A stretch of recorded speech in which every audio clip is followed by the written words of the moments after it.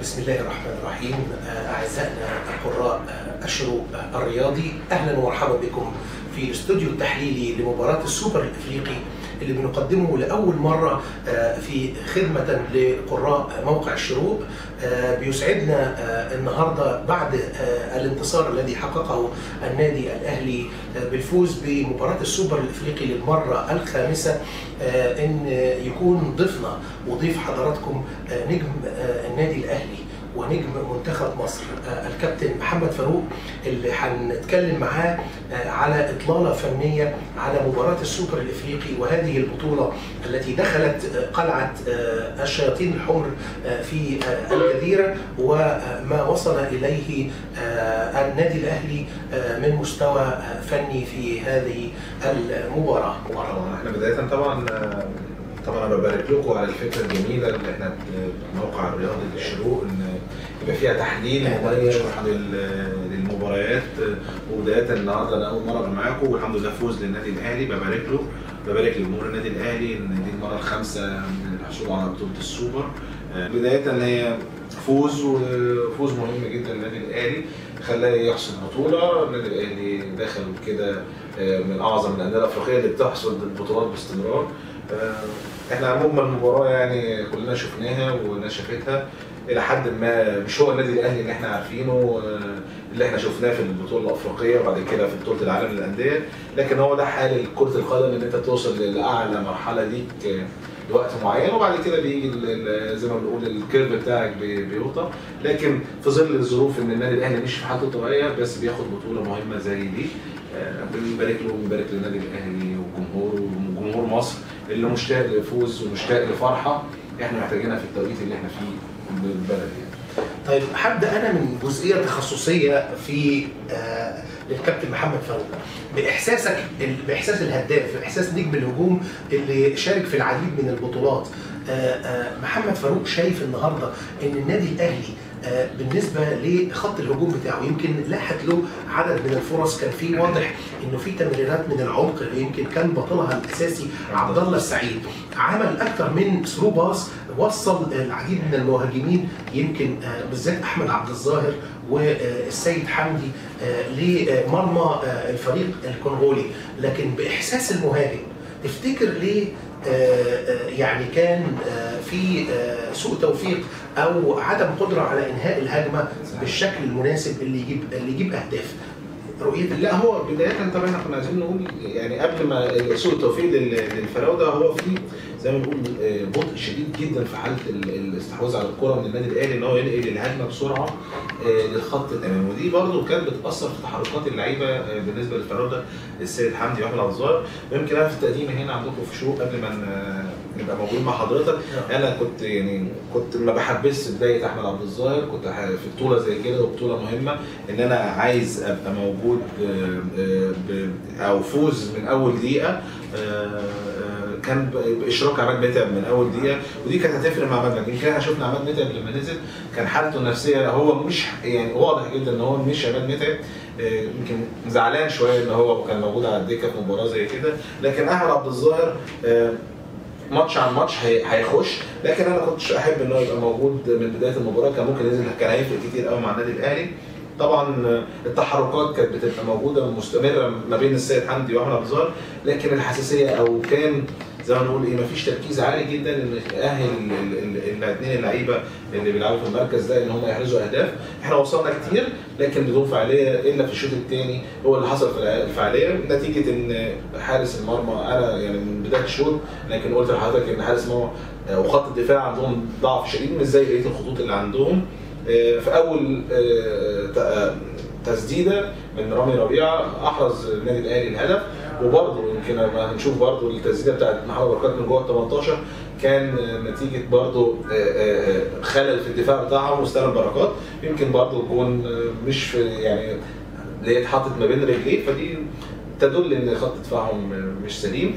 لكن احمد عبد الظاهر وسيد حمدي هم ادوا بشكل كويس في التحركات، لكن ما كانش في فعاليه اكيد على الجون، ودي مهمتهم. يمكن هم طبعا فشلوا في ان هم يحرزوا الاهداف، لكن هي مهمتهم ان هم يتحركوا، والاهداف دي بتيجي نتيجه تركيز او توفيق، وهم ما كانوش موفقين النهارده ان هم يعملوا. طب في عنصر مهم جدا برضه في الهجوم، يمكن انا شايف ان احنا النهارده ما كانش يعني واضح بشكل كبير، وهو العرضيات. صحيح. العرضيات يمكن احنا كل التركيز كان على انه بيبقى في بعض الانطلاقات من الاجناب، محمد بركات واحمد شديد، لكن محاولات الاختراق كلها من العمق. طب ليه انت شايف ليه غابت العرضيات من احمد شديد او من بركات او من شريف او من شريف عبد الفضيل لما كان احيانا بيكمل وراء بركات؟ طبعا يعني هي اولا شريف بيبقى يعني احنا معترفين ان مش ده مكانه لما بيبقى بيطلع، هي بتبقى يعني دي نتيجه ان الفرقه يمكن النادي الاهلي مش معتاد او كابتن تعليمات كابتن حسام البدري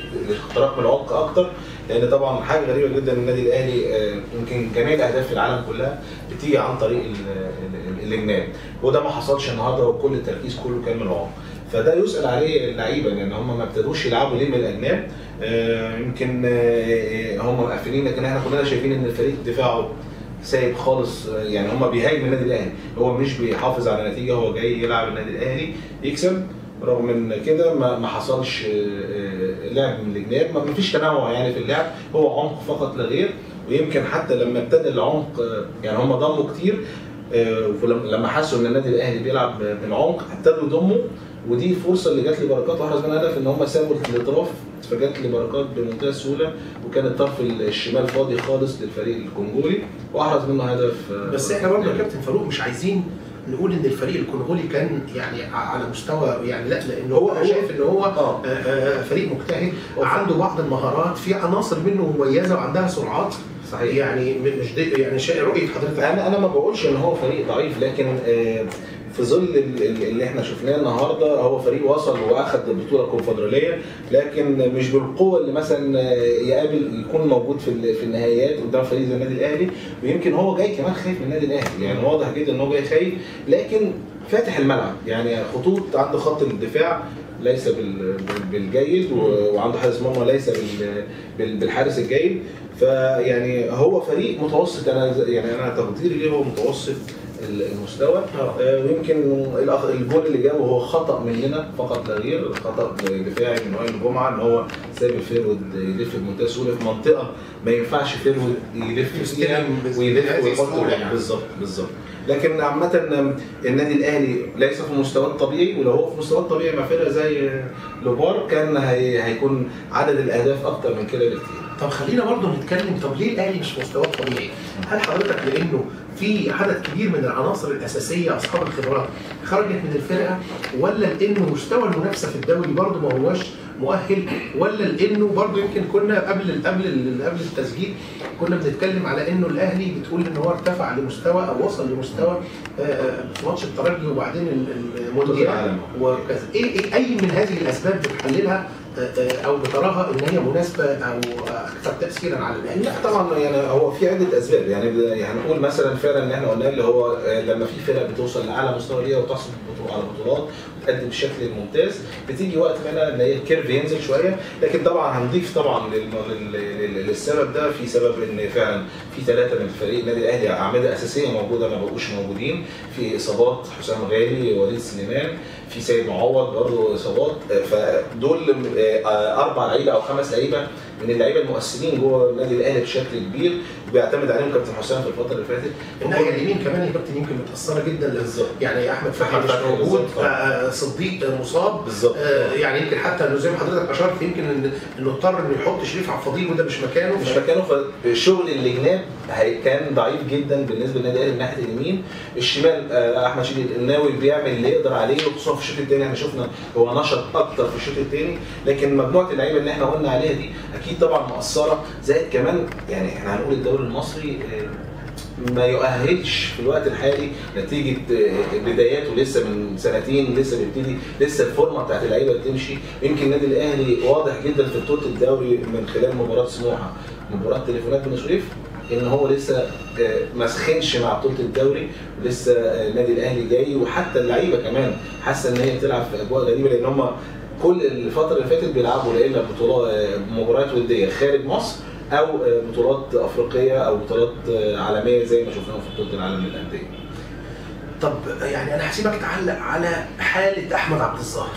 احمد عبد الظاهر باحساس المهاجم صاحب الخبره، تقدر توصف لي احمد عبد الظاهر انت حاسس بيه ايه؟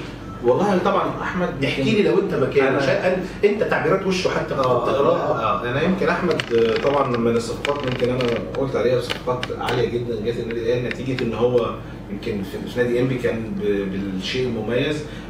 احمد لسه زي ما بنقول ما اخدش على الفريق، لسه ما تعاملش او نقول مخضوض من النادي الاهلي. انا يعني ده تقديري ان تعبيرات وشه وطريقه وتحركاته جوه النادي الاهلي لسه جوه الفريق، لسه ما اخدش على الفريق، لسه ما تعاملش مع خط الوسط وما ربطش معاهم سواء حسام عاشور او رامي او تريزيجيه او الناس اللي موجودين في نص الملعب. فانا شايف ان احمد مع المباريات هيبتدي يخش مع الفريق، مجرد اول هدف هيحرزه اعتقد هتديله ثقه بالنفس، هتديله شيء من الدافع القوي ان هو خلاص هو بقى موجود في الفريق، هو بينتج مع فريق الاهلي. هو لغايه دلوقتي احمد ما نتجش مع يعني ما حصلش انتاج منه مع الفريق اللي هو الهدف. اعتقد ان هو اول ما هيبقى فيه تهديف احمد هيختلف تماما.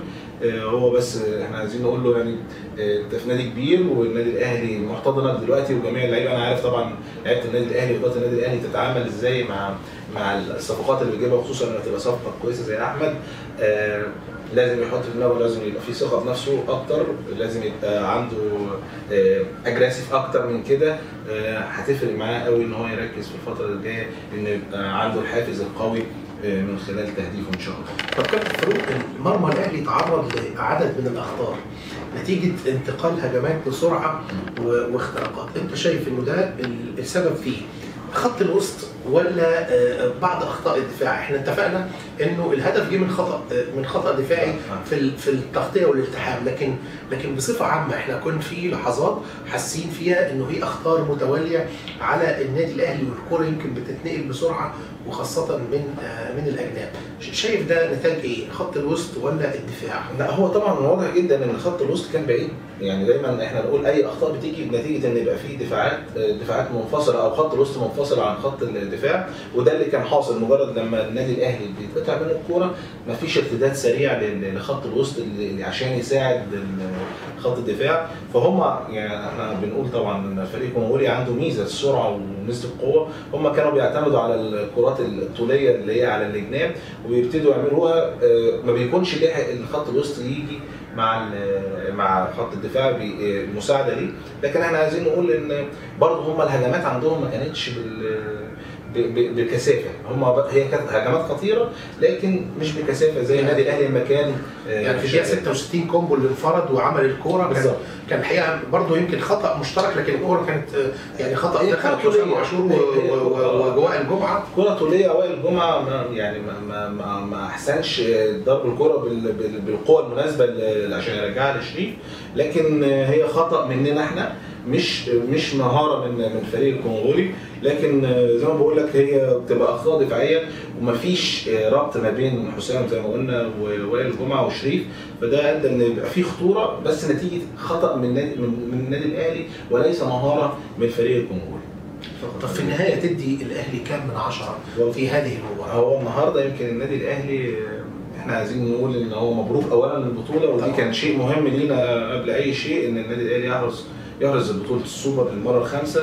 وجمهور النادي الاهلي يمكن ما يهموش ابدا الاداء في نهائي بطوله زي دي غير يعني الا ان هو يحرز البطوله.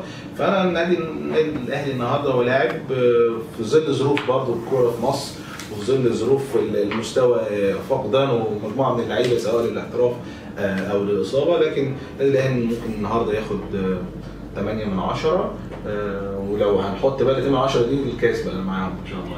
ان شاء الله الحمد لله. يعني نتمنى بس الفتره الجايه النادي الاهلي يظهر بالمستوى، لان الفتره الجايه الدوري لازم يسخن من خلال فرقتين مهمين في الدوري المصري، فريق النادي الاهلي وفريق نادي الزمالك. يعني طعم هيجي من خلال المكسب للنادي الاهلي في البطوله. انا مبسوط جدا معاكم النهارده وفكره جميله لموقع الشروق الرياضي ان يبقى في استوديو تحليلي يتابع المباريات من خلال الدوري ومن خلالكم هنا. طبعا استاذ ايمن بدره انت اخ عزيز عليا، اتمنى لكم التوفيق ان شاء الله ويبقى في نجوم اكتر ان شاء الله معاكم باستمرار ان شاء الله.